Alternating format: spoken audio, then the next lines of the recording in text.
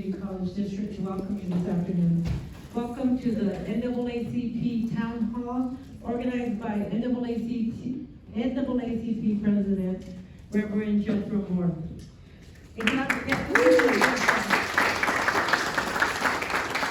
So we're happy that we're partners in this event. And for the next hour and a half, our guest speakers will share the story of the Silicon Valley, a land of the have and have-nots. They're going to highlight the inequities, the widening, the earning disparities, and housing options among our Black and African American community. It's a reality that should concern us all and compel us to action and be part of the solution. But before I go any further in the program, I want to take a moment to recognize some of the San Jose Evergreen Community College District leadership, beginning with San Jose Evergreen Community College District Board President Tony Alexander. Please stand to be recognized. Perfect timing as she walks in the door, I'm going to recognize our fellow trustee, another trustee, Maria Fuentes. Thank you for being here. Evergreen Valley College Interim President Dr. Denise Nelson. And San Jose City College President Dr. Rowena Taman. Amazing leaders here at the district. And again, I want to introduce Reverend Jethro Moore and thank him for putting this together, this very important event. And we have a great list, an amazing list of speakers. I'm going to mention them. And that is Dr. William Armeling, Director of San Jose State University Human Rights Institute. Mr. Jeff Cantrell, researcher, writer, producer of the Dying to Stay Here project. Reverend Jethro Moore II is here as well as part of the panel. Ms. And I believe Ms. Ruth Silver-Todd is here as well, supervising attorney for the Workers' Rights Clinic. Ms. Carmen Brammer, political strategist and community advocate, is here as well, joining us as panel member. And Dr. Scott Myers-Lipton, lead author of the 2023 Silicon Valley Pain Index. So we'll continue now, and I'm going to invite Reverend Ray up for the invocation.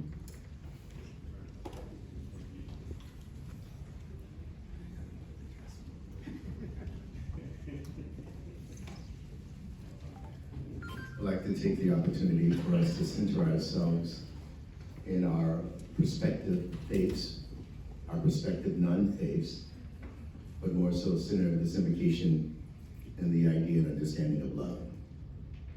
So the name, known by many different names, but ultimately the name of love, which is the name of community, which is the name of tolerance, which is the name of acceptance, which is the name of embracing. We invite this presence and this spirit of communal love as we gather together, one being individuals, but a part of a collective body that is conjoined together in ways that our survival can only be determined by our decision to be bound in love. So on this occasion, we invite that spirit and that presence. We bestow the ideas of universal love and blessings upon those who will participate, upon those who were a part of organizing and bringing this body together, so that we can grow in understanding, we can grow in the ability to make individual decisions of accountability, and then determine how we move forward in a pathway of a collective accountability, so that we can make Santa Clara County, Silicon Valley, all of the surrounding cities that are part of this esteemed area, one that is loving and affirming, welcoming, where others don't feel as if they're just a part, but they actually feel like they belong. While we make personal sacrifices for those who are sojourners or those who have lost their way, to know what it really means to be a part of collective love. So may this time that we spend together be one that is transformative. This time that we spend together will serve as a pathway, a conspiring of how we can be one. And in the end, we know that love will conquer all. And love is the true meaning of belonging. So the name, known by many names, but ultimately love, we are grateful. Ashe.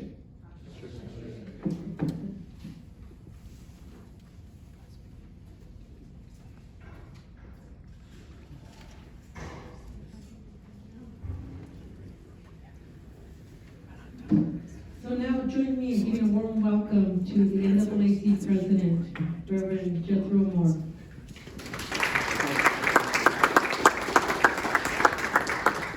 Thank you. I'm glad to see so many people here. Those, I don't even like holding the mic. Sam, can you have him take the chair? I'm more comfortable just letting my hands, because I speak with the black scenario where we move and talk, and the mic's not tied to me or in front of me, it burdens me down. But I do not want to prolong this afternoon. I want to thank Evergreen Valley College for hosting and having us here. And I want to see so many of you young people, because you are tomorrow. And it's about, as much as this is about the past, but it's more so about the present and about tomorrow.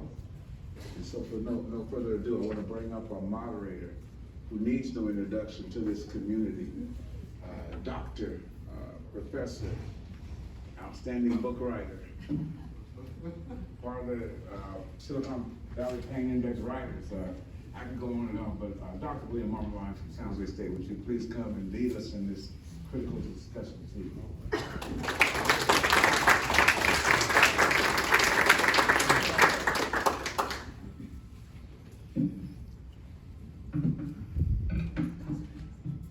Hey everybody, my voice carries pretty well too, so I'm just gonna yap at y'all through this mic and just through the room. First of all, it's my pleasure to be here. So I live a schedule snafu. I mean, sliding in right on time, like a really bad guest that comes right as the food is served and leaves before everybody cleans up, right? But I'm trying to be a better host than that. So welcome everybody. We're really happy to see everyone. I'm also thrilled to see so many young folks in the room today. It's so often anymore, all us old folks getting around talking about the same things with each other all the time. So it's really nice to see some new faces, some young faces. So welcome and thank you. My name is Bill Armeline. I'm a professor in sociology at San Jose State University, and I'm the criminal justice chair for Silicon Valley, NAACP of San Jose and Silicon Valley. And I'm also one of the co-authors of the Silicon Valley Pain Index, and I'm the founding director of the Human Rights Program and Human Rights Institute at San Jose State University. I am no longer the director of the Institute. The new director is my colleague, Dr. Michael Dow. And I am very happy to pass on the reins to Dr. Dow at this point in time. But today my job is an easy one. I get to just kind of walk us through and moderate, and all of these wonderful presenters that we have here today are going to be doing the heavy lifting, and you all are going to be doing some heavy lifting toward the end of today. And so I just get to kind of move us along. To get us started, I want to just kind of go over the schedule of events for the town hall so we kind of know what's coming up. And so we will begin today's event with presentations from our panel of local experts who's sitting up here with myself. We'll have Dr. Scott Myers-Lipton, my co-author for the Silicon Valley Pain Index, the lead author of that project, to present summary data from the Silicon Valley Pain Index with a focus on how structured inequalities and forms of discrimination impact our African American community. Next, we'll have attorney Ruth Silver-Talbot to discuss how local housing, labor, and criminal justice policies continue to impact African Americans in Santa Clara County. Ruth will be followed by Carmen Brammer, who will present briefly on the challenges confronting our aging Black population. Last, and certainly not least, we'll hear from Chuck Cantrell, who will present his documentary video, Dying to Live Here, and discuss the shrinking Black community in our region. Following our featured presentations, Reverend Moore will come over for some concluding remarks from NAACP before we break into groups at our tables. And so at that point, after all the presentations, and we break up and we stay in our sort of groups at our tables, we'll have some note cards coming around. We'll have some note cards on the tables, and actually I encourage you to do this throughout the presentations whatever ideas strike you. But what we'd like to do is have a good 20 to 30 minutes where we're at our tables able to talk freely with each other about some, brainstorming some ideas about what solutions, specifically along the lines of reparations, might look like at the level of the county to address some of the many, many problems that are going to be raised by my colleagues at PRP. So again, we'll have these wonderful panel presentations. As these folks are doing their thing, we'll all be sort of keeping some of our notes on our ideas and questions, and then we'll have some time right after the panel for us to kind of talk to each other at our tables, see where our heads at, see what kind of ideas are coming out of those conversations, and then we'll try and bring everybody together at the end. We'll collect those cards and raise some of those ideas for everyone to sort of discuss and think through before we conclude. And that'll be it. Like I said, I have the easy job today. I'll just be kind of moving us along. I'll come back up to introduce each presenter and give you their bio. But for now, do you want to just go right into our first presenter? Okay. So first, we have our colleague from San Jose State University, Sociology and Interdisciplinary Social Sciences, and also the lead author on the Silicon Valley Pain Index, Dr. Scott Myers-Lipton, to my right. Professor Emeritus of Sociology at San Jose State University. He's also the author of 5 books, including most recently Change, A Student Guide to Social Action from Routledge Press. In addition, Dr. Scott Myers-Lipton is the lead author, as I said before, of the SVPI, the author of Racial and Social Justice at San Jose State University, and is also a member of the San Jose State University Human Rights Institute Working Group. Finally, Dr. Scott Myers-Lipton is keeping busy as the director of a new nationwide program on teaching social action and running the Sequoia Retreat Center along with his wife Diane, which is an event center dedicated to individual and social transformation. I want to welcome Scott to the stage and wish him and Diane good luck in keeping that center up through the storms. Go ahead, Scott. Yeah. Let's see if I can click on the right one, get it up. I'm trying. I use a Mac, so that's not mine. So maybe Sam can come up and show me, because I hit on the NAACP town hall meeting, it didn't work, so the other one came up. So as that's coming up, let me just tell you a little about the Silicon Valley Pain Index and bring you back to May of 2020. You can bring that up, hopefully. Yeah, that's the one I just hit, and that was hers.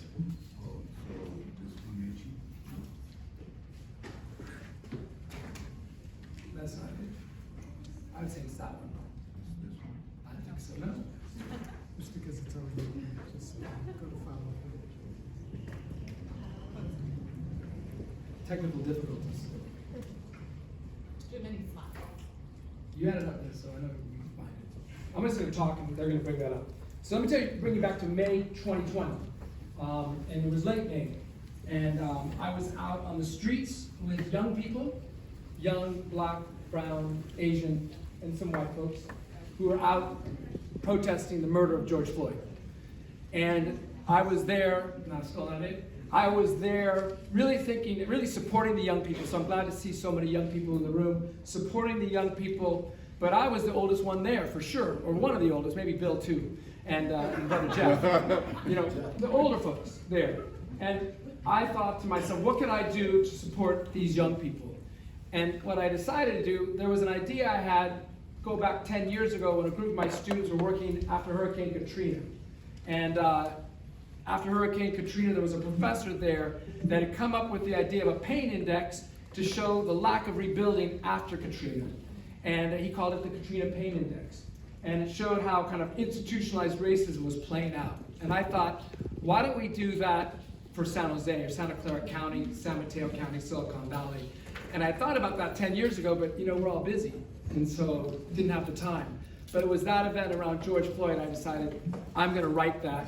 And I approached Dr. Ammerline and said, Bill, if I write it, would you publish it through the Human Rights Institute? And he agreed to do so. And so every year, we've put that forward as a response to look at how institutionalized racism is playing out in Santa Clara County, in San Mateo County. What do you think? You gonna be able to bring that up? It's the one, I'm not sure. The problem is we call it the same thing. If you go back to it, you had it up before, so I know it's there.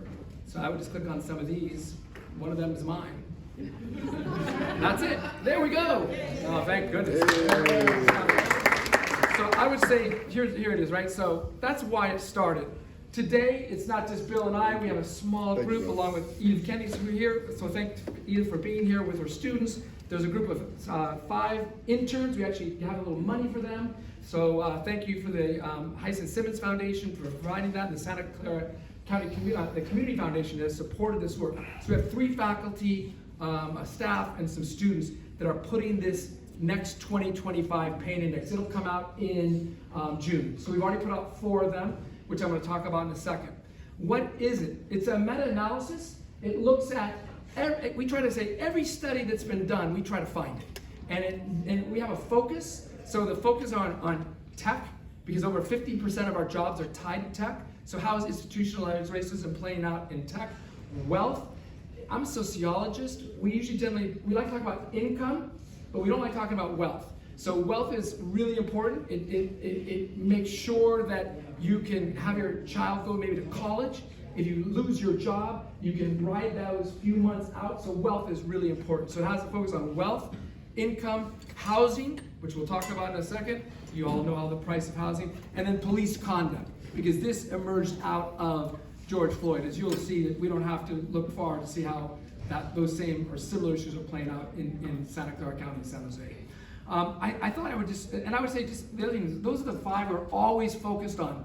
But other folks have come in, we've added a public health component. So looking at public health, we had a person who is interested in environmental sustainability. So that is a part of it now. So as people come in with ideas, we try to expand. It also looks at other things like education, where there are those vast inequalities. We try to highlight them. So I thought I will show this pain index documentary. Just 5 minutes. It's 30 minutes long. If anyone wants it, they can email me and I'll send it to them. It's been shown on PBS. Like 30% of the country it's been out there on PBS. It came out of the idea that we should create something to make it visual rather than just the numbers. So you'll see some of our folks in this from our community, and I'm going to try to click. Maybe I'm scared. I can click it in a minute. I'll try. You want to try that? I'm getting nervous. Let's do the first 5 minutes and then stop. Yeah, of the documentary. It was up here before. If you click on that, maybe it'll just come up. It's linked to that.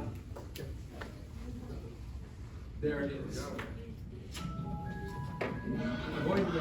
Did you know Super Bowl 58 on CBS streams live on camera? Go Niners. Okay.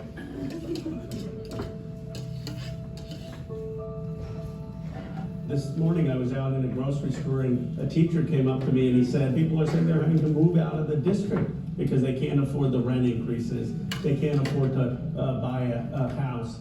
Some of them moving almost an hour and a half away. Not just, by the way, service workers like janitors or bus drivers, even folks in the middle class, teachers, dental hygienists that you hear this from. I guess here's my concern. We have produced the most wealth in this area in human history. My district and the surrounding areas have $11 trillion of market cap. We produce so much wealth. Of course we have the resources to make sure that those who are working, we're driving the buses, we're cleaning the facilities, we're preparing the food, that they get a fair wage, that they get basic benefits, that they get affordable housing. So Silicon Valley, of course, is known for being #1 in high tech. This high-tech innovation ecosystem, and yet the region is also #1 in some other things that aren't as pleasant. We have a huge number of unsheltered homeless people in our region. We have a large number of unaccompanied youth that are also homeless. We have not found a way to extend the prosperity created by the tech economy to the rest of the community. We think about, a living wage. Now, a living wage in our community is about $45 an hour, and your average worker makes $15. People have just been displaced. People's moving out. But I'm asking, I ask people, what are you gonna do when there's no more people that will clean your house in here? What are you gonna do when there's no people that work in the restaurants? Asian Americans comprise 34.5% of the population in Santa Clara County. That is huge. We are wide, we are dispersed across numerous sectors. So this assumption that we are doing fine we are high income earning, we are overrepresented in tech, and we are not in pain and not a group in need is harmful and damaging. A number of us work in low paying jobs. The lack of Black leaders within tech companies, and what we typically hear from tech companies is that they're either trying or they don't, it's hard to find that talent. And we don't buy that, right? We don't buy that it's hard to find talented Black people to put in leadership, and oftentimes people just don't see Black people as the corporate look. 46% of our children in Silicon Valley live in families that can't provide the basics. Can't provide rent, right? Can't provide rent, food, transportation, healthcare. They can't do it. They need help from either the government or a nonprofit organization. The third annual Silicon Valley Pain Index, this new report, which highlights 57 studies and 89 statistics, shows the extreme racial and social inequalities that we found in the previous reports. They still persist. When we developed the Silicon Valley Pain Index, we wanted to produce a document that showed the reality of the inequality around wealth and income in our community, but we wanted to really then present it to the politicians, to the community leaders, to the nonprofit groups, and say, here's our reality in Silicon Valley around wealth and income inequality. What policies can you put forward? What practices can you put forward to change the wealth and income inequality, which is horrific in Silicon Valley? I appreciate the Silicon Valley Pain Index, not because it makes me feel comfortable, because it makes me feel uncomfortable. We need to see the uncomfortable data and facts and numbers and the wild inequality, and then connect it to the humanity, to the people who are suffering. I represent 100,000 working men and women, and we use the report to share information with union members about not only the struggles that are happening in the community, but just to discuss solutions as well. When you look at things like the pain index, I think oftentimes people tend to only see the numbers, they tend to only see the lines. But I think what's really important for folks to remember is that behind all of these numbers, there's skin, there's bone. There are human beings who are affected by these things every single day. All right, so let's go back and Lo que más escucho de las familias que no pueden pagar su renta es porque tienen trabajos. Awesome, thank you. And so if I just want to scroll down, I'll just hit that down. So I'm going to talk about the public policy response, because that's what we're doing. Is what we're hoping to inspire public policy responses, both from the elected officials, but also from the community to put forward ideas. So I want to highlight the key highlights from the first four reports. The first four reports. You can go on the website, Silicon Valley Pain Index, Human Rights Institute, and you can read the details. I'm just going to give you a summary of it. And when you look at it, instead of just in the individual reports, look at it in kind of whole, it's even more devastating, these outrageous numbers. So let's look at them. So start with Silicon Valley Tech. Remember I said there's 5 areas. So Silicon Valley Tech, here are the numbers, right? 0 Apple executives and senior managers that are African American men out of 126. 0, right? 1% of venture capital funds out of 19 billion are going to African American startups, right? 14% of the population, 1% going to actually create new businesses.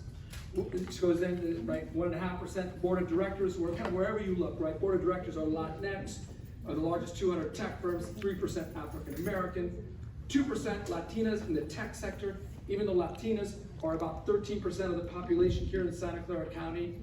Number of large company of Silicon Valley tech companies, that's 10,000 people or more. Large tech companies have no Black workers. There are 3 of them. And that's with a population, by the way, of 39% African Americans have college degrees. So 39%. We're the highest in the United States of educated college degrees for African Americans. But somehow, as Jamal said, can't find them, right?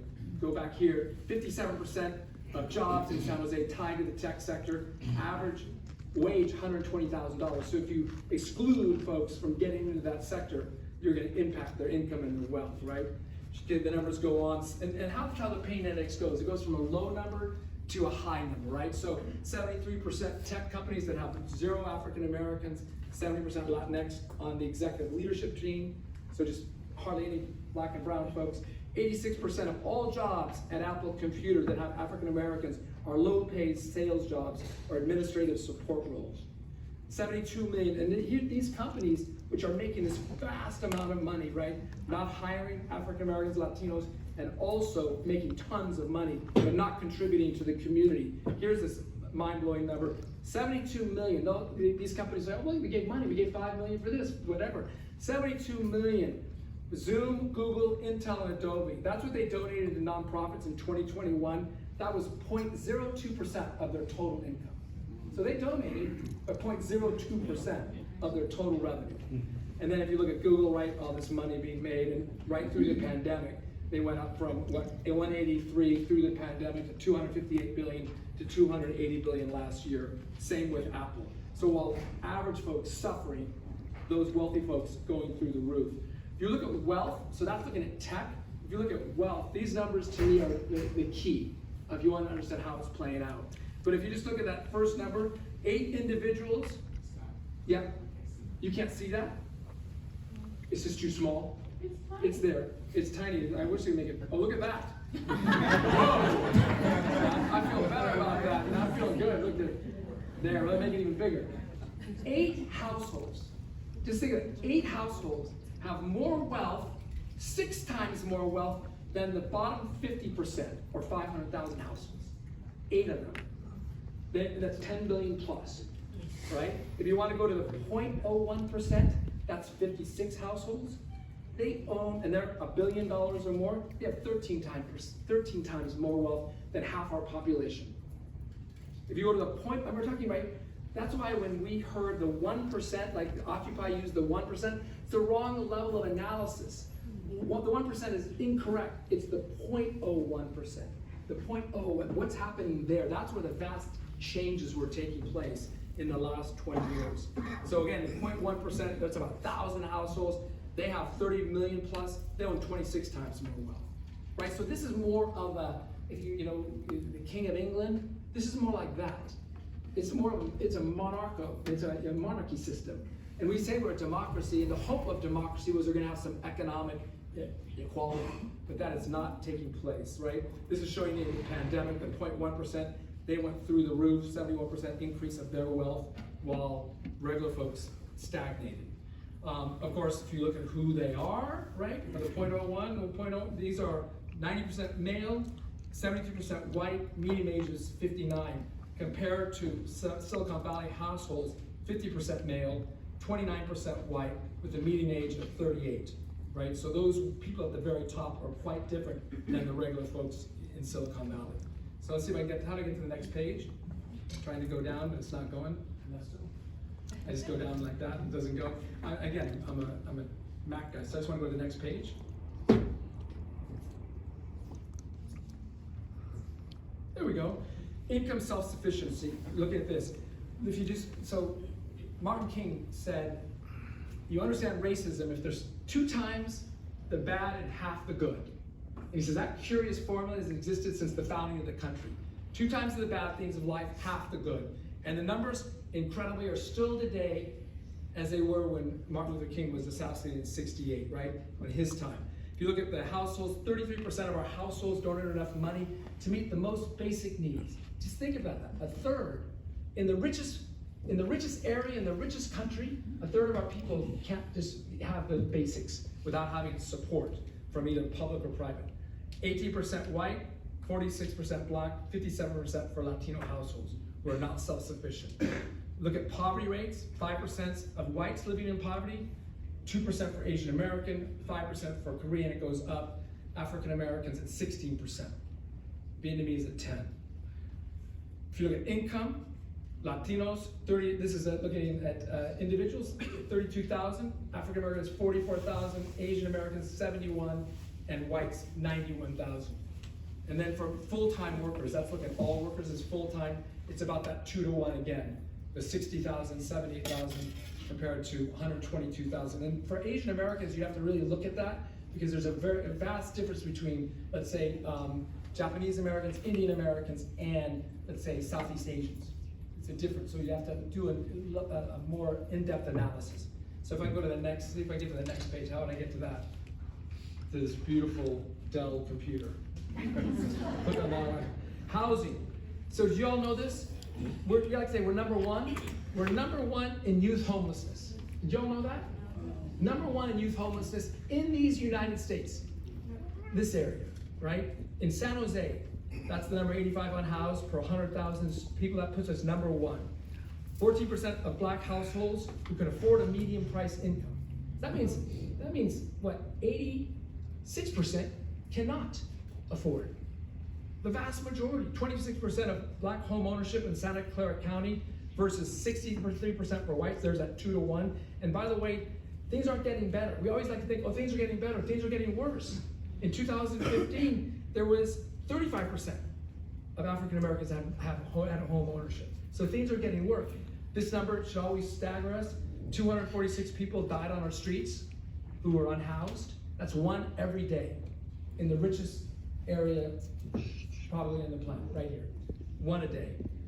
This is the median monthly rent. You all know that. If you rent, quite high, almost $3,200. Making it, again, we're number one again. Number one in the most expensive metro area to live, and that's broken out studio and first bedroom and one bedroom. Number of houseless people, right? Those are the numbers, 6,300 in San Jose on a given night. We're doing that again. We'll have those numbers shortly about what those numbers come out in May, I think, what it was last, for this past year, but the previous year was 6,300 on a single night in San Jose, 9,900 in Santa Clara County. This number is shocking. Almost $250,000 to buy a home. That's what it costs to buy an average 2-bedroom home. 1.33 million is the price. Let's see if I hit that button. Look at that. Police conduct, which is why we started, right? I don't know if you know, we're number one on this issue as well. Number one, that we have the greatest fatal encounters with the police. Do y'all know that? Not San Francisco, not Oakland, not any other place in Northern California. We're number one in fatal encounters. 15 were folks of color, 19 total of people that died at the hands of the police. Not one indictment of any police officer. So you don't have to go to other places to see what happened with why we were on the streets in 2020. This is looking at the criminal justice system. 40 is the number of black youth detained in a juvenile hall, like compared to 10 for Latinx. This is per 1,000, 2 for white, 1 for Asian Pacific Islanders.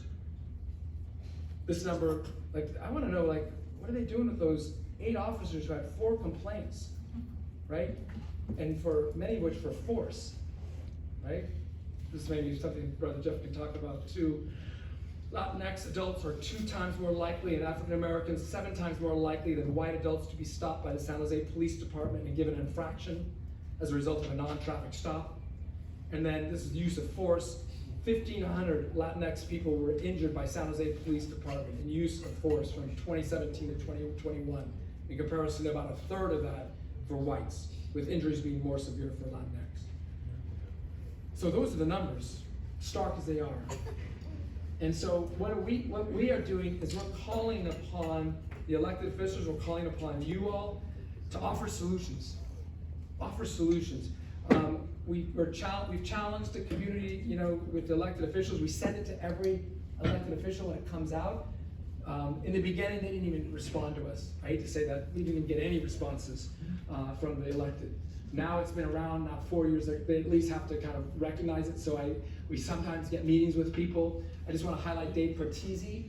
He's been the most proactive. He actually said that youth homelessness thing drives me crazy. I want to do something about it. He put forward a bill. It passed the Senate. It's still active right now because they go 2 years. So it's still active. It's to give 15,000 recently homeless youth a guaranteed income for 6 months at $1,000 a month. It would cost $88 million, but the governor was opposed to it, so it didn't move. And that was when we had $89 billion budget in surplus, but he said no. So I'm not a fan of that, Governor Newsom. But it did pass the Senate, and it's in front of the Assembly still, so he's trying. Somehow Dave got a pile of money, I think it's $3 million, and so just so you all know, we'll have that in the summer for 50 youth who are McKinney-Vento. So they've been identified by the federal government as someone who's been recently homeless, and they can get $1,500 a month for 3 months. So not as much as we wanted, but it's something, and Dave's hoping to show that if that's effective, that we can expand it to the 15,000 McKinney youth in our state. So that's good. We're happy, but that's the only thing that's happened out of this. So hopefully you will, in this meeting today, will drive more change. And really, I just want to say thank you to young people for being here. If you're under 25, you were the reason why the pain index even existed and exists. So thank you for being here, and let's see what we can do together to get things done. Thank you.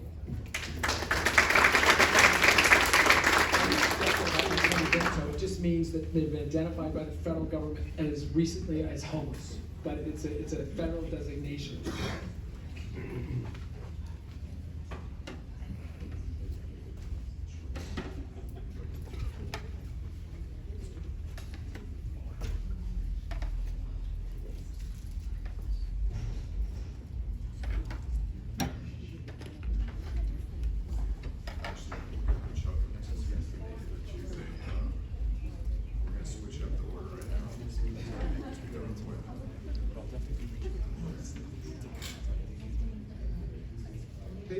I'm sorry, my mom would say, stop trying to be special. It's wonderful. Thanks, man. Sorry. All right, so I'm going to introduce our next presenter. As you can see, we've got to get him to another appointment here quickly, so we'll do this as quickly as we can. I'd like to introduce Chuck Cantrell, a native of St. Louis, Missouri, where he studied economics at St. Louis University. He's currently residing in San Jose, California. Chuck serves as a planning commissioner for the city of San Jose, development director for the San Jose Conservation Corps, board president for Key County Pretty Beautiful and the Gardner Neighborhood Association, where he channels his love for community, equity, and social justice. Introducing Chuck. Thank you. I'm just going to move right into the video, and I'll try to be brief right after that. Thanks for letting me go a little early here.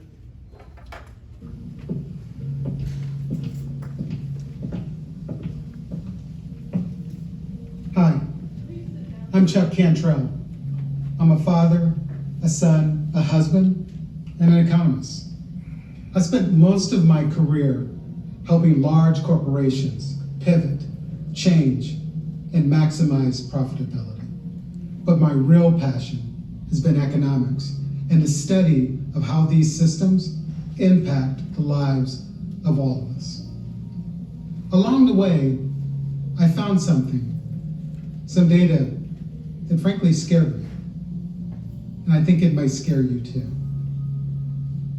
I've been looking at employment trends from 1974 till now, and the recessionary periods within those trends. Here's something I found. African Americans reach what we call full employment at a period just before every recessionary period since this data has been tracked. It's that point where we are fully absorbed within the labor market. Interestingly, it's not many moments that a recessionary period takes hold and employment has to decline as companies are forced to lay off. There's a simple principle that HR uses in corporations throughout America. They call it last in, first out. On the surface, that seems fair. I mean, really, the last people in the door are probably the least experienced, the least merged into the corporation and its culture. But there's a very harsh reality, an unfair reality about this dynamic. If African Americans are the last to be absorbed within the labor force, they are the last in, and therefore, at each recessionary period, the first out. There's also an additional pressure point that happens with each of these terms for African Americans. Each time they're able to be reemployed, again, late in the business cycle, their salaries have declined. And during that period of the in-between, when they are laid off and unemployed, their savings decline as well. It's a fact of life for many of us. So when you think about that simple policy and what it means to be last in, means to be stuck within a cycle. The impacts of this for the African American community, specifically in Santa Clara County, are unduly harsh. Let's take a look at Santa Clara County. Let's look at its growth rate. It looks pretty healthy. It looks like a normal growing community that year over year builds. But let's take a step back. Let's look at African Americans within this very same community. We'll see growth until 1990, at which point the actual number, the real number of population begins to take a significant decline, a decline from which we will never recover. For the last 30 years, we have continued this slide down to the point where now African Americans represent less than 3% of the population of Santa Clara County. While at the same time, we see growth for African Americans in a different community. When you look at the percentage of African Americans within our unhoused community, we actually represent 18% in Santa Clara Valley. While at the same time, we represent less than 3% of the general population. If you look a little further, you'll find that the mortality rates in the unhoused community can reach as much as 20%. While African Americans overrepresent significantly in that population, we necessarily overrepresent in the population of the souls that perish on our streets. If we reflect on the overnight count of our unhoused population, there's a survey that goes along with it. The two things that are top in that survey that are responded to by our unhoused population are the things that impact them most, the reason they are unhoused. Number one, wages, jobs, unemployment. And number two, housing costs. The cost of housing in our valley, as we all know, has become so high that many of us can no longer afford it. If you're unemployed in this valley, you can't afford housing in this area. If you've grown to love this community as many of us have, you can't afford to leave. Unfortunately, you find home in our streets, near our streams, and in doorways. And eventually, you find death. I spent a lot of time researching this and looking at 18 points of data, looking at the impacts of that data in terms of our viability here. I didn't just do it myself. I actually employed an AI. I had it look at the same data and simply do a trend analysis and tell me, at what point will African Americans be no longer relevant statistically within our community? At which point will African Americans become extinct in Santa Clara County? 50 years. That was a generous estimate. My data independently says 35 years. This is within many of our lifetimes. We will simply perish. African Americans want nothing less, but nothing more than anyone else in this community. We want to live free. We want to live free of the constraints of our economic systems that continue to impact us so negatively, so profoundly, so consistently. So as you might think that African Americans are leaving Santa Clara County because of the suppressed income, because of obviously the housing costs, you're mistaken. We're not leaving. We're literally dying to stay here.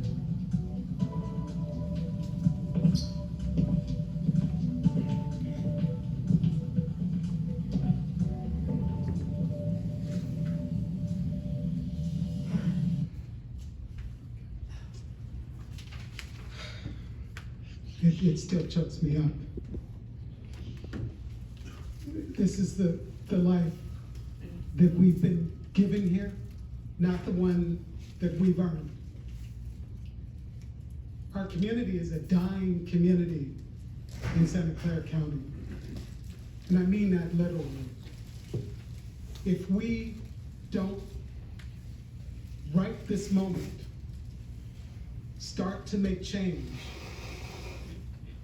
the only thing we will see is the continued dying population of African Americans in Santa Clara County.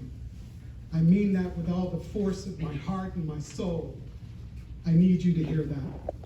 It is our imperative. If we don't fix it, we vanish. Thank you.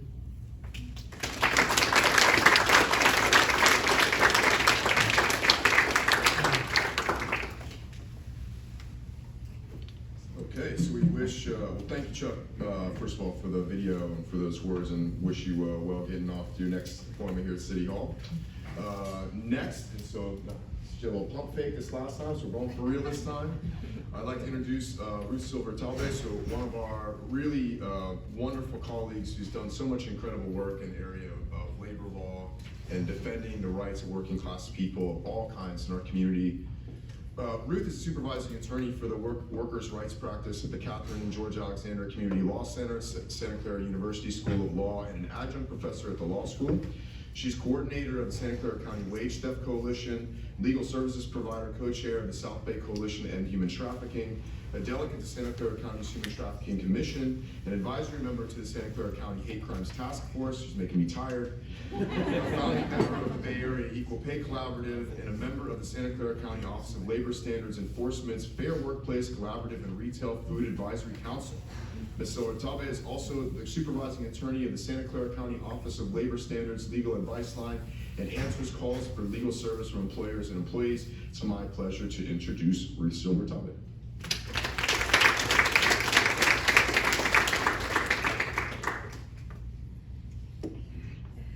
Thank you for the kind words. So I just go in. So that was such a powerful video.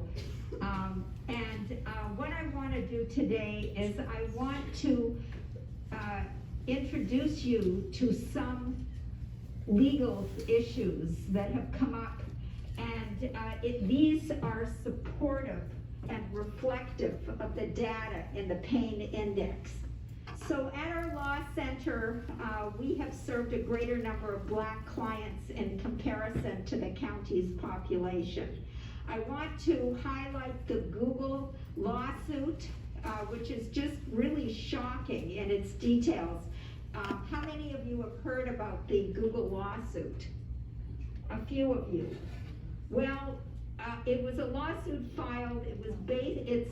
It's in Mountain View, as we know, Google, and the lawsuit called for reform of the barriers and double standards Google imposed on Black employees and applicants. Google, and this is a quote from the lawyer, Google chose to ignore and ultimately attack Black employees brave enough to speak up. Google believes great people are white people. Well, with this lawsuit, we're proclaiming to Google that Black people and brown people are great people too. So, how many of you have heard of the Tesla lawsuit? More people. Okay, the EEOC sued Tesla, and these facts are pretty shocking. This was sustained racism and racial slurs by many, many black employees. The N-word, racist taunts, death threats, racist graffiti on vehicles rolling off the production line, and if a worker complained, they were given the worst jobs ever, and it was ongoing, inappropriate, and unwelcome. And this is not the first time for Tesla. Tesla was ordered to pay $3 million as a result of a civil suit by a black elevator operator. And then in 2022, the state agency, now called Cal Civil Rights Department, sued Tesla because of racist abuse in the factory. So structural racism has been an impediment for black Americans, and it's had an impact on the economy. If the black wage, education, housing, and investing gaps had been closed 20 years ago, it would have added an estimated $16 trillion to the economy, according to a report. But there's significant gaps in wages for black employees. And a groundbreaking study from Northwestern University found that employers were more likely to consider a white candidate with a criminal record than a black candidate with no such history. Black men are paid 71 cents for every dollar that a white man makes. Black women who face gender and racial barriers are paid 63 cents. And over the course of a 40-year career, black women will lose close to $1 million due to this disparity. And here are some statistics. Black women with a high school diploma are paid 63 cents for every dollar a white man makes. Black women without a high school diploma make 60 cents. Black women with a bachelor's degree are paid $46,000, while white men with only high school are paid about the same, and it's the same with black women with master's degrees. And in a Gallup poll of more than 8,000 respondents, they found that 1 in 4 black workers reported discrimination at work. Black workers younger than 40 were almost twice as likely as black workers over 40 to have reported it. And they said that their discrimination was based on race. According to the EEOC, 1/4 of, and that's the Equal Employment Opportunity Commission, which is the federal agency. I actually worked there at one point. 1/4 of black workers report that they've experienced employment discrimination. And they're also overrepresented in low-wage jobs. And black workers make up 12% of entry-level workforce and just 7% of the managerial workforce. The higher you go, the fewer black professionals you see. At the very top, only 1% of Fortune 500 CEOs are black. And this statistic, I think, is very shocking. According to McKinsey, that it would take 95 years before black employees reach parity at all levels of the private sector. Also, stereotyping, and I write articles monthly for Spotlight on labor issues, and this was in one of my articles on the dangers of AI. I highlighted the potential for discrimination. And in this study, the Cornell University found that targeted ads on Facebook for jobs with taxi companies were sent, 75% of them were sent to black people. And nearly half of black workers are in the lowest pay range. According to the state discrimination agency, Cal Civil Rights, 48% of blacks are in the lowest pay range, and fewer than 1 in 10 are in the top positions. Many of you have heard of Home First. They run a lot of the shelters for the unhoused. 5 black workers have alleged they faced racial discrimination A spotlight investigation uncovered additional claims of Black workers. Black single moms whose jobs were in jeopardy alleged, these are all allegations, because of child care schedules, even though they moved those schedules for years. And one current Black worker alleged that she applied for a promotion for which she was qualified and went to a white worker who lacked experience. Also, as you've seen, Black workers have the highest unemployment. The orange line is the unemployment. And Black unemployment rates were the highest over decades, and this is in California, and it's over decades. And for Black men, again, the orange is the top one, it's the highest. Formerly incarcerated, and I did do an article on this as well, Black and Native American people earn less than any other racial group. And also they have the least desirable jobs, and of those who have the least desirable jobs, Black and Native American people released from federal prison were lower than any other racial or ethnic group. And 60% are jobless at any given time across the country. Black men are incarcerated at 5 times the rate of white men, and they're expected to earn 16% less. And they'll lose about half of their earning potential, and over a lifetime, that's $500,000. Also, retaliation is a problem for all workers, but particularly for Black workers. A NAACP study, that's National Employment Law Project, said that more than 40% of workers, including 55% of Black workers, said that concern about being fired or disciplined may have prevented them from joining their coworkers to push for job improvements. So that's a stunning number that are afraid to speak up, even though we have laws protecting workers. And they've also, a lot of them have filed claims, although they only comprise 10% of the workforce, 16% have filed wage theft claims with the Department of Labor. And among young workers, wage theft falls disproportionately on Black workers. Many of you know that I coordinate a wage theft coalition. This is our coalition, and only 17% of judgments from the Labor Commission are ever paid. So we have been advocating for laws to make sure that workers are paid when there are judgments in their favor. And you can see how prevalent wage theft is. If you commit wage theft, you don't go to jail or prison. But if you commit all these other crimes, you do. So in Santa Clara County, our report shows that unpaid judgments disproportionately affect Black workers and low-wage workers. We have numbers in construction, 8,480 workers, over $46 million in unpaid judgments. In fast food, where there are Black workers, 2,490 employees, over 9 million. Personal care, over 3 million. Gig workers, over 986,000.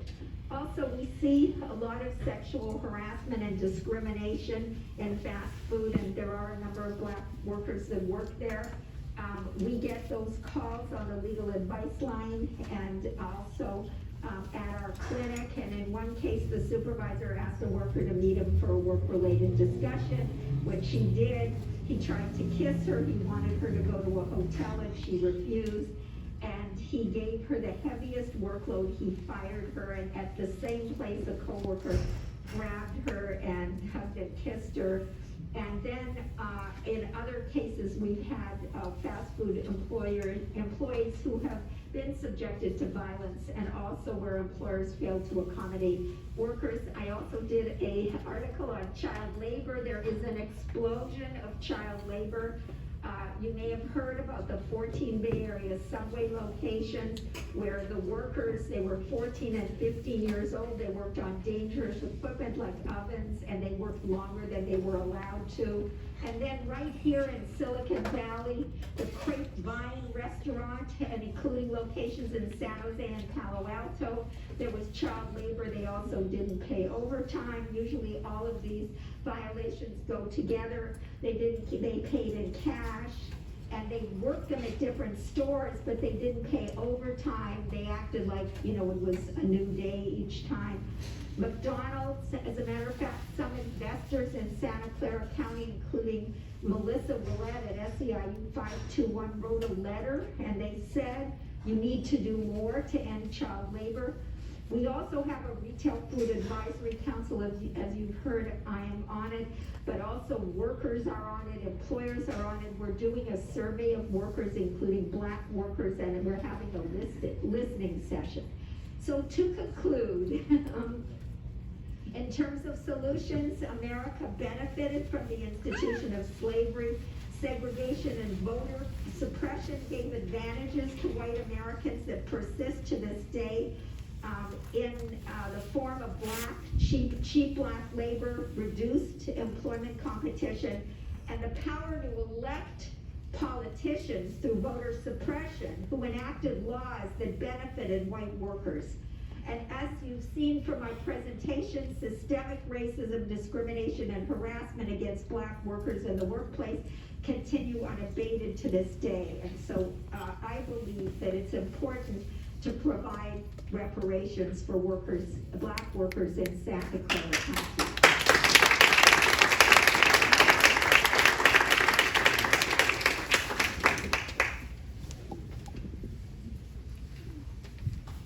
Okay. Quickly, but before I announce the last presenter, I'm just going to say, so we're probably going to run right to the end of the program here, which means that I want to have y'all scribbling down on those note cards now, so we're not going to have kind of an open session. We're not going to have time for it. So if you would, get those cards filled out, and as we have this last presenter, I'll be coming around and collect some of those, and then we'll be able to have a nice closing led by Reverend Moore, and maybe we'll read out some of these ideas as well with the minutes we have remaining. So please join me in welcoming our last presenter for today. I'd like to present Carmen Brammer. So Carmen is the CEO and founder of Global Majority Consulting, and is a local political strategist and community advocate. Carmen's also a former psychology major who's passionate about improving the lives of Black and brown communities in Silicon Valley, and she's focused on ending systemic racism. I'd like to introduce Carmen.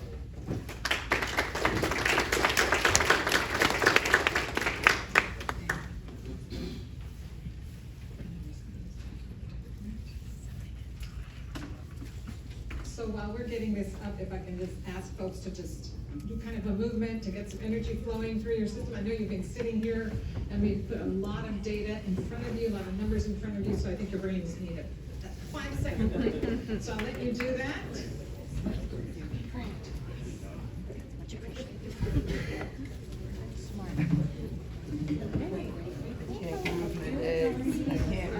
Don't mean you to leave though, come on back.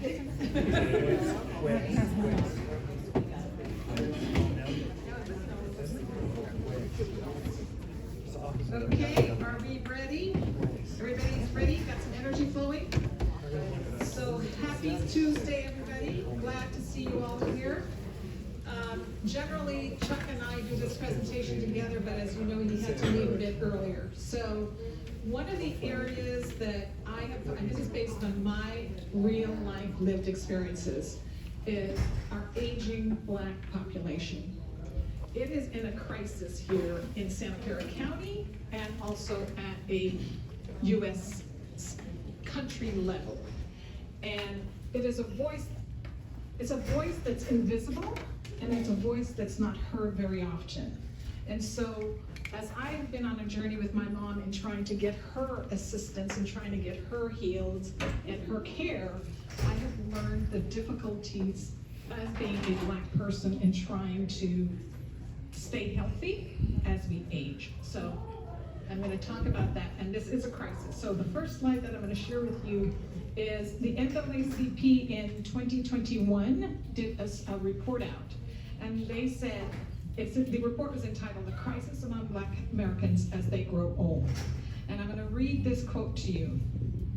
And the quote that popped out in this whole report for me was, It's a very challenging situation that African Americans and other minorities are put in, where they just don't have enough funds available to have a quality of life and health care that's actually needed in those latter years of life now.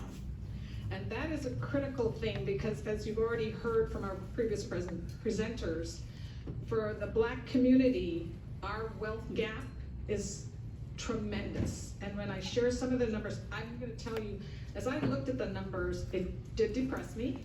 And it was really, really difficult to think, how are we going to overcome this? And at one point in time, I shared with Brother Jeff, I was ready to say, I don't want to do this presentation anymore, because I'm sitting here thinking, how are we ever going to overcome this? So my hope is, I'm going to just preface this before I go to the next slide, is that as you sit here, and I know you're getting all this data and information on you, and it's a lot to absorb in just an hour and a half, is that you will walk away from here and be motivated and inspired to help us, because we have to work together to make this change. Help us really, really get this to become much more visible, much more loud, and make people listen to us and do what needs to be done in order to have equity for everyone here in this valley. So I truly, truly encourage you to write all that you can on your papers there. So, just so you know, in 2020, we had the country itself face the reality that we're going to have by 2030. We have a 10-year span where we know for the first time in America's history, the older population will outnumber children. And that's monumental, because we as a society have not respected and really have things in place for our older adults. We do a lot for children, but older adults are the other end of the life cycle. And we don't do a lot of investing in that. And it's critical that we start to do that. And being Black here in this country and being old is even more of a problem, and then add to that being a woman who's Black and old. It's even more harmful. So it's critical that we know we now have, so one of the things that Newsom did do is he created a master plan on aging. And I don't know how many of you have heard of the master plan on aging? One guy, well, yikes. And that's my problem with the master plan on aging. I have said to them, I mean, when it first started, when I first got engaged in 2019, I said, what are you doing to market that? What are you doing to get that out to community? And what they said is they hire people who will make sure that there's outreach done, but I don't know that that outreach has been effective, because I just saw just about 2 hands in this room. And I only know about it because I wanted to find out what they're doing for elders. So it's supposed to be what we're gonna do to prepare California so that we don't end up with something similar to the pandemic, where we have all this need and we don't know how to take care of the need. That's what the master plan on aging is. So I know these numbers have already been shared with you, and I'll repeat them again. So as it stands right now, from a poverty level, in 2019, 31.7% of African American and 32.7% of Hispanic women who lived alone experienced the highest poverty rates. And as they get older, that just becomes even more disturbing. From a housing standpoint, in 2020, it was stated that our Black community, our own home ownership was 43.4%, in comparison to whites, which was 72.1%, which leaves us with a 28% gap of this due to discriminatory housing policies, such as redlinings, the subprime crisis that we had. All those things seriously impacted the Black community and harmed us more than any other. From an employment and education standpoint, and I know that Scott mentioned that, many folks think that our community is not as educated, that's why they're not hiring us for executive level positions. But the reality is that we are educated and we are here, but we're just not being utilized, and we're not, and I think Jamal had mentioned that too in the video that Scott had shared. So in comparison though to whites, there's still a gap, but it's not as great because we are still graduating, we are still getting high degree levels, whole degrees, and we are going to high school. So those are things that, at least we're making progress in those areas. From a health perspective, so this one is huge to me. Long-term care is my true passion. I've had to deal with it with my mother, and it is the worst experience I've ever had, she's ever had. It was the most harmful and traumatic life that she lived while she was in long-term care. And so health was really how I got into all of this work, and my mother is my motivation for all of this work. And I do want to say on a personal level, she passed away in December, and even though there are times I want to give up on this work, knowing what she did and how she pushed through keeps me motivated. And I have to remain motivated because we don't have enough Black voices speaking up about our aging population, and we need to have that happening more and as often as possible. So from a health perspective, for the African American community, race-related stress over time increases our risk for mental and physical health problems. And 44% of our community who are 60 and plus have reported unfair treatment or not being taken seriously. And I experienced that with my mother, where I had to physically take her advance directive to the hospital to say, here, I'm not lying, this is what she wanted done. And it was a fight that I had to do with them, and I had to fight them for a month. So I know that the healthcare system, because of how we look, doesn't take us seriously. And they don't understand our pain sometimes, and it's important, again, that we continue to voice and speak up for our community. So this one, from an income and retirement standpoint, if you look at this, it's staggering. So the white family income, median income is $188,000. Black family median income is $24,000.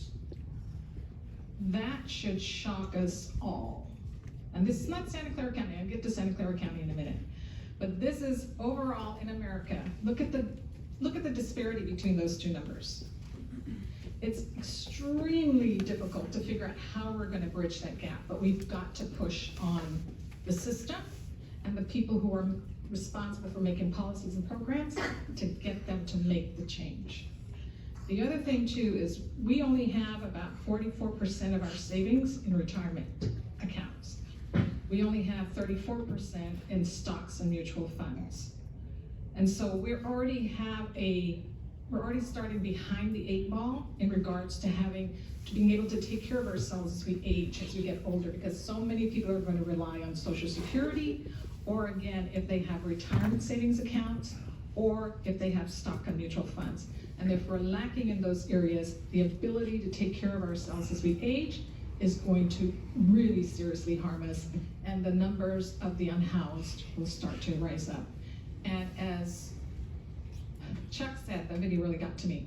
As Chuck said, we will be dying to stay here.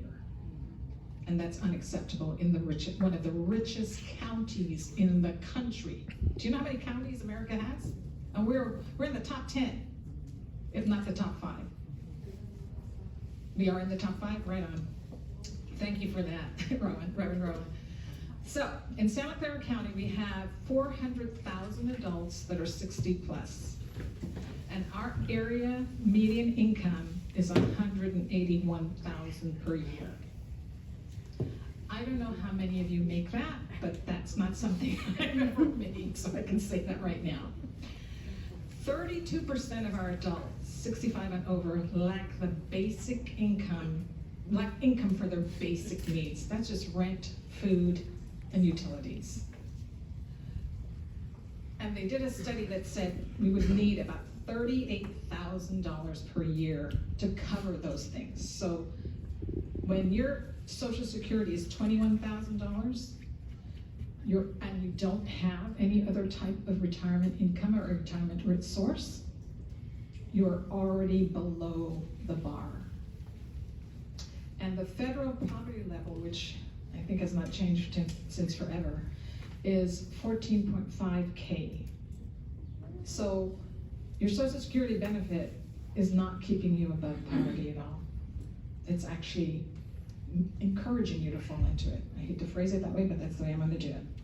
And when you have rent being $2.7 $1,000 per month and you only have about $21,000 a year, how are you gonna live here? How are you gonna survive? How are you gonna pay for your medication? How are you gonna pay for food? And you are now an elder person who's relying on others to help you with care. So it is definitely a crisis, and we have to, again, I'll keep repeating this, we have to push back on the system that was created to keep us this way. It's long past time for change, and now we just must demand it. The other thing in Santa Clara County, we only represent 2.9, if you stretch the numbers, 2.9% of the population. Whites are 49%, Asians are 41%. We have 26% of us that have our own homes, compared to whites who have 63%. That's a huge gap. And generally, as you get older, your hope is that you have a home that you can take out equity, take out money in order to help you pay for your bills. If you don't own a home, what are you supposed to do? So the fact that we have something called affordable housing, we have these terms that just really irk my nerves, affordable housing, things like that. There should not even be that type of language. It should just be housing, end of story. And so it's important too that we start to help change the conversation and help them understand how to say things in a way that is much more equitable, because that's what it means, not just putting all these euphemisms out there. The Black median income, like I said, is $81,000 per year here, and it's $138K for whites and $155K for Asian community. So again, I know all the other folks here have said this stuff, so I'm just gonna kind of keep this really quick here, and I'm, again, appreciate the fact that you guys are getting all this data and absorbing it, and hopefully we can work together. For me personally, I want to work with people who want to make a difference, and I'm assuming you're all in this room because you want to do that. So looking forward to really connecting with you all. So in the NAACP report that they did in 2021, the sad thing is that after a lifetime of racial and health inequities, Black seniors are at risk of spending their last years with declining health, little income, and virtually no savings. Black Americans are not given access to paths to pay for healthcare expenses in our latter years. We largely depend on Social Security for 90% of our income. And many Blacks used up the retirement accounts and savings due to job losses, as was mentioned when Chuck did his video, and also during the pandemic. So we were hit, as we all know, because we were the ones that were dying at incredible numbers during the pandemic. And our older adults who were in care were also dying at unbelievable numbers. So, how can you help? I know I've already said some things. So, what I really, again, want to do is to be able to partner with folks, all of you in this room, I'm hoping. Happy to share this with you guys, happy to give you the slides, happy to have you have the information. But the critical thing is we have to get this information out into the community. If we don't get the community involved, it's going to be very difficult to affect change. And so, and I know a lot of folks may not think, they may think they're going to be prepared for getting older, but think about the fact that things are exponentially going up in this county. How are we going to kind of bring that down so that it levels off, so all of us don't have to sit here freaking out about what's going to happen to us as we get old? So, partnering, let's get this information to the community. Let's collaborate on educating others, other groups, nonprofits. I think it's critical, since nonprofits serve a lot of these communities, that they too get involved and that they are holding the torch so that we can get this information out and make the change to happen. The other thing, as Ruth has already stated, is reparations. Chuck didn't get a chance to mention this, but with reparations, what a lot of people fuss and carry on about the fact that, oh my God, you're gonna pay people, whoa, can't do that. But it's been done before in America. It's nothing new that America has not done. But the difference in being able to give it to the community is we would actually help the economy. When you give us reparations, we now have money to put back into the economy, to build the economy, to strengthen the economy. So it's critical that we get that message out instead of the other one, which continues to be, oh my God, we don't have this money. Well, we know we do. Scott pointed it out. We've got 0.001%. And then the last thing, I'm told to wrap it up, share it with electeds. So it's important that we get our electeds on board, push them, and start asking them to include these things in their speeches, in their policies, and anything that they're looking to do. So thank you very much.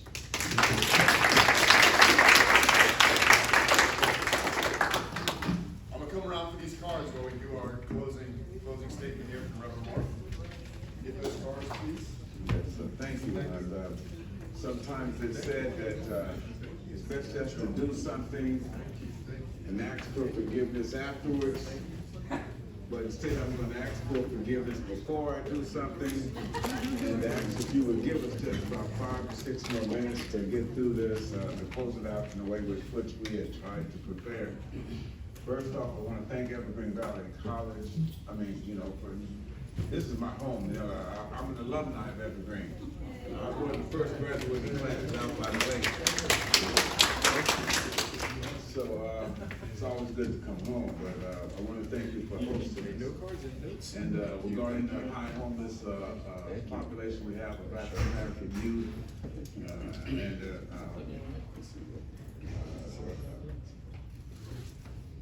and the young girls that are being abused through this homeless process here, I just want to let everybody know that the Department of Justice has stationed 2 black females that will be working diligently to try to curtail the work with the black homeless youth and transportation of black youth in up and down the state for prostitution. So if you see those 2 black sisters, do lend them a hand if you see them, and they're here to help us address it from that perspective. And to my friends Scott and William and everybody, I just want to, when you sit here and you talk about what happened in 2020, and tears me up because the rubber bullets were flying, and to this day I don't know how they missed me because they were indiscriminately going. So thank the youth. It was you who came out, stood out there, stood with you to try to change the system. The San Jose Silicon Valley branch endured well. We support the steadfast stance on reparations, echoing principles first established in 1991 and embodied within the H.R. 40. The unequivocal demands that the U.S. government to spearhead hearings and congressional commissions focus on investigating reparations for the descendants of enslaved African Americans. The NAACP's constant position through these resolutions through the years of 1997, 1999, 2001, 2003, 2007, 2016, 2019, and again in 2022, we reaffirmed reparations must be of cash value to the African American community. So with that, the San Jose Silicon Valley branch calls upon Santa Clara County Board of Supervisors to explore all feasible strategies to swiftly initiate a commission. And I would strongly hope that the commission is made up of the people that are reflected in this room being of their youth. Because it was your ancestors who have suffered greatly from what's not talked about in Santa Clara County, the redlining that exists. And so that many of us that have moved here from the beginning, we were relegated over to McKee, King Road, and everything rest on the red lines all the way up to the hills. And it was also aligned along the Catholic churches, and everybody black or brown could only buy or live in that side of town. And you must understand the history why so many of us were regulated over there, and very few were able to break out. That was not just a national policy, not just a state policy, but it was condoned and allowed by the county of Santa Clara. So it is the county of Santa Clara that we want this commission a paid staff to look at how they can rectify that and how we fix it with housing today. Through policies and information deemed and acknowledge our past injustices that is happening to us. We're still the lowest number in this community, but the highest number of people in your juvenile hall system. We are your highest number in your foster care system. We are the highest number in the jail system. So this racism and this prejudice is still happening to your black comrades as you see us here today. So it's nothing new. So if you don't see us in the C-suites, and you don't see us with a lot of these corporations working. So to redress past, present, and demand systemic racism, particularly within the economic realms, such as business opportunities, employment, and housing, San Jose Branch proposes the following. For new business, ensure a minimum of 10% venture capital investments are channeled to African-American-led startup tech firms, reflect the proportionate demographics, representation, and fostering equitable entrepreneurial advancements. For job opportunities, mandate that at least 10% of positions ranging from the C-suites, executive to entry-level roles, including the board of directors, appointments are allotted to African Americans, aiming to create diversity and inclusion at every corporate level. Now, as we go into housing, I've asked Walter Wilson if he'd come up, and as we talk about housing, we advocate for the federal or state governments to provide down payment assistance for home purchases, acknowledging their role in the creation of redlining practices. Additionally, propose that the real estate industry subsidize agent fees and closing costs, and large banking institutions underwrite private mortgages, insurance costs as a means for their participation in redlining, thereby facilitating home ownership and wealth accumulation for African Americans. I am asking that this body of people together, as we look at this, the young people come up, help us demand from this county that they form a committee independent of anything else that's going on in this state to address the issues that particularly happen in this county. Walter.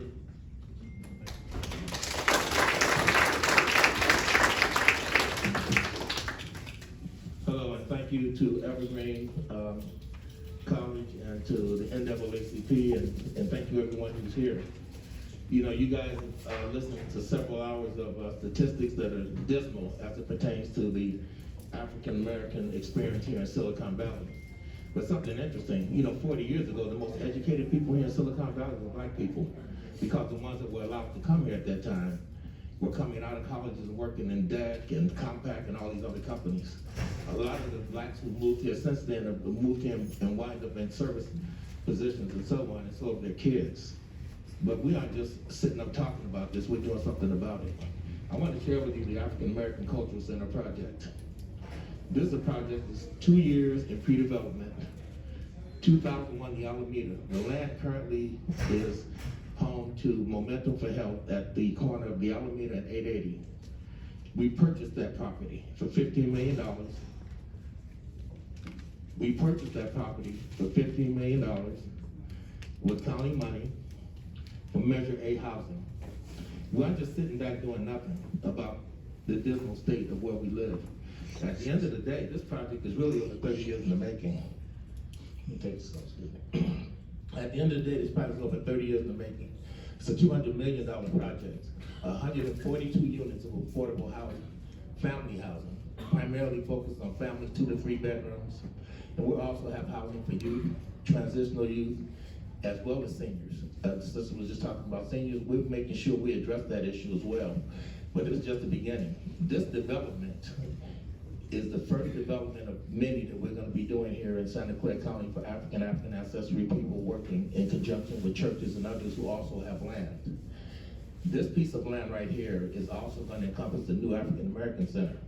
Roots Clinic is going to be there. Ujima Adult and Family Services. There'll be, excuse me, a community museum working with the Black Legends. There'll be performing arts theater, gymnasium.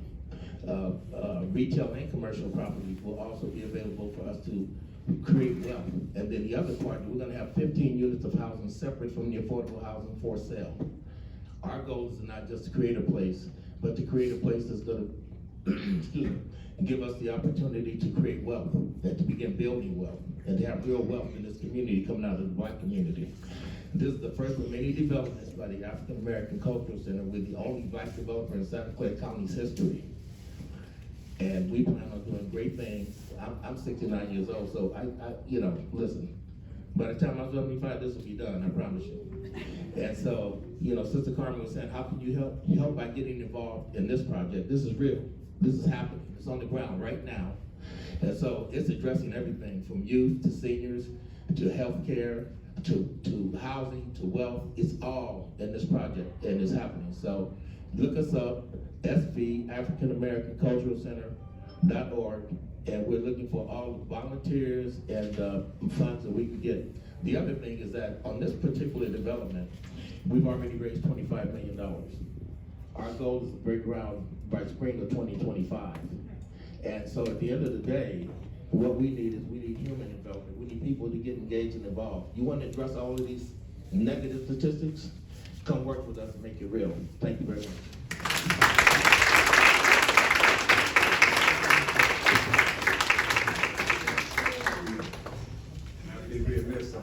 I'm getting old because my mouth keeps getting dry. But again, I want to thank everyone.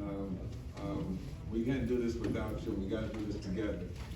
And if we want to save America, we want to work with America, it starts here at home.